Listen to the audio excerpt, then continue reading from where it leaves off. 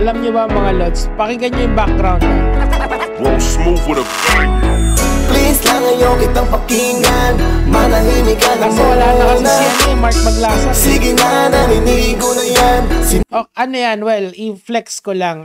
Yan yung original soundtrack ng Loyalty. As in, clear. Walang halong mga tags or anything like this. So, wala lang. Flex ko lang kasi, syempre, ako, fan naman ako ng music in general and nakikinig naman ako ng X-Battalion. So, I'm really happy for the boys dahil naglabas sila ng, well, 7 new songs in a span of, I think, 2 days, diba? So, congratulations sa kanila.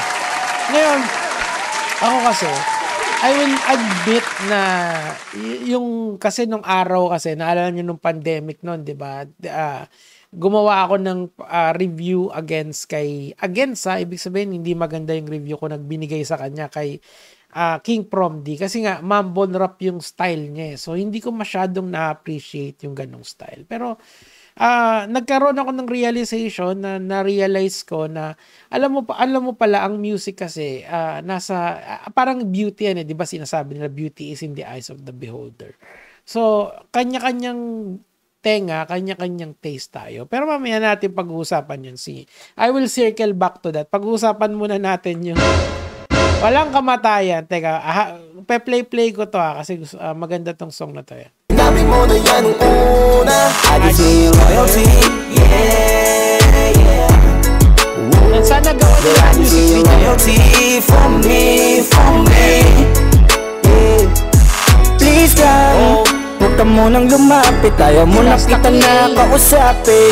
Anyway, ano yan yung isa sa mga, kala ko isa sa mga ilalabas nila yan So, wala na kasi si Mark Si Boss One, so si Honcho, but pag-usapan natin tong post ng Donggalo Records. Kahit mag-rap pa kayo ng mag-rap habang buhay, okay? Okay, sige. Tuloy natin. Kayong habang buhay na kayong yagit, okay? Because we make millions and you make YouTube shit. Alam mo, merong kanta si Andrew E. Ang title nun tamang-tama. Parang ganun yung motivation nitong post na to Although, ang alam ko, nababasa ko, hindi talaga si Andrew E. ang ano nito. Of course, sa kanya yung records, yung admin nito. Yung admin nito kasi, nagpapapansin na naman Lagi na lang ganyan Hindi ka na natuto Diba? Always remember, Donggalo Facebook page, ito ay para sa believers and fans. Huwag kayong magpasikat dito. Ang magpapasikat sinisibak sa noo. English ang sa English binablock. Hindi nga English yung... You get blocked yata yung alright sir, alright, okay. Isipin mo ang tagal nyo na sa eksena, wak pa rin ng Donggalo niya. Well, kasi nga alam nyo kasi ang music kasi kanya-kanyang taste yan, di ba? Parang ganito, may mga nakikinig ng K-pop hindi yung pag sa unang rinig mo ng magandang K-pop song hindi mo naman maintindihan agad yun ganun lang din lahat ng music, di ba? Ito, sino ba ang datihan talaga o yung parang isip bata na inggitero? Okay, so i-ano lang natin i-lay down muna lang natin yung history nitong Donggalo versus X-Battalion na to. Actually, matagal na tong nagsasagutan. Ang siguro sa tingin ko pinaka-best yung Flow G versus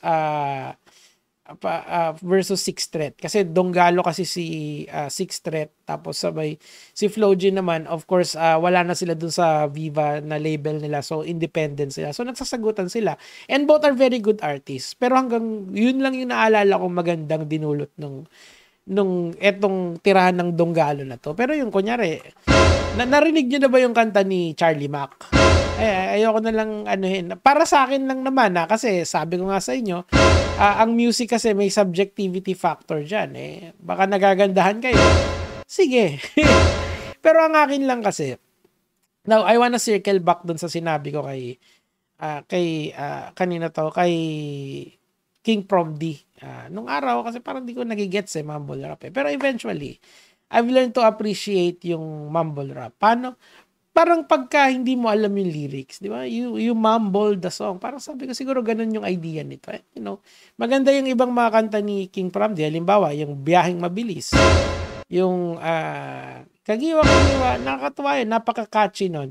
So, ang idea ng mumble rap in my, parang dun sa mga naririnig kong mumble rap, is to have a catchy beat. Parang you hum it. Na na na na kagiwa. O kaya yung Biyaheng Mabilis, big mo ko dyan sa ease, di ba?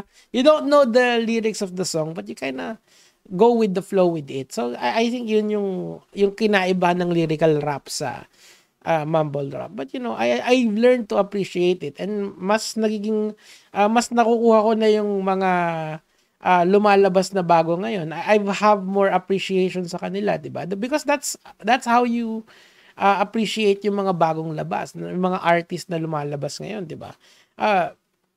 Ngayon, kahit sa Bugoy, nakikinig ako dun yung kanta niya, yung Ikaw I Ride or Die. I really like it. As in, pinakikinggan ko halos araw-araw yun.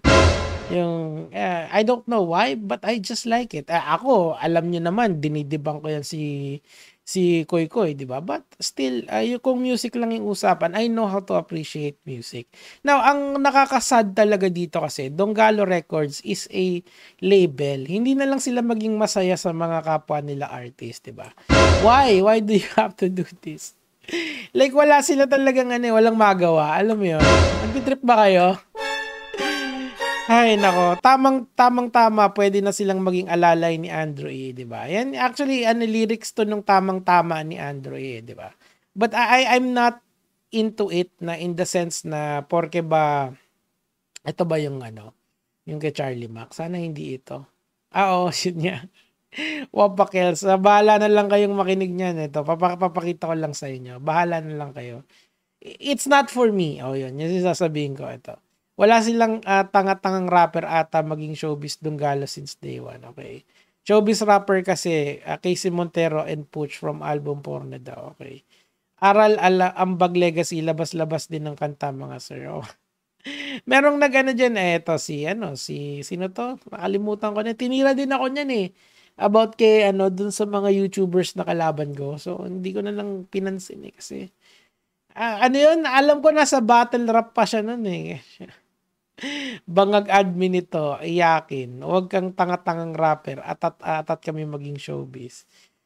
Sulat Donggaling Records. Alam nyo, kung ako dito sa admin na to, kesa amang hate ka idol, bakit hindi mo na lang suportahan yung lokal? Kasi, look man, mas maganda kung pinapalawig natin yung music kesa gini-gatekeep natin, 'di ba? Hindi naman magiging forever sikat ang X-Battalion. Kayo din, 'di ba? I mean si Andrew E, grabe, 'di ba? Parang yan yung ganon, yung may kanta na naman siya yung sumisikat ngayon, 'di ba? Point ko rito mga lods, kasi ang ginawa nitong admin na to, binlock ako nito Hindi ko naman alam kung bakit, anong problema mo sa akin Sinabi ko lang naman, kesa ganyan, nagpaparinig kayo sa X-Battalion. Bakit hindi na lang kayo, sumuporta, di ba? Pero ewan ko. Trip nila mambasag Ano bang gusto nila? Gagawa na naman ng, diss track na naman, di ba? Okay sana kung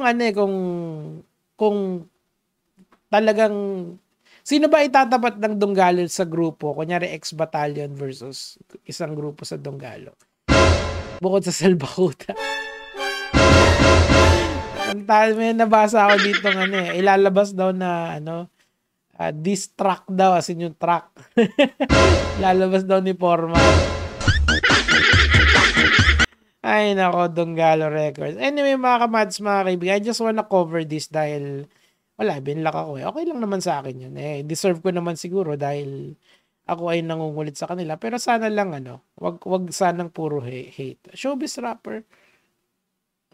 Si Andrew E. Si Andrew E ngayon siya sinasamon lagi kapag pagka political rally kasi he's very good at it. Yun talaga yun. And that's a very good gig as well. Yun lang naman yung sa akin for today. Gege mga lods.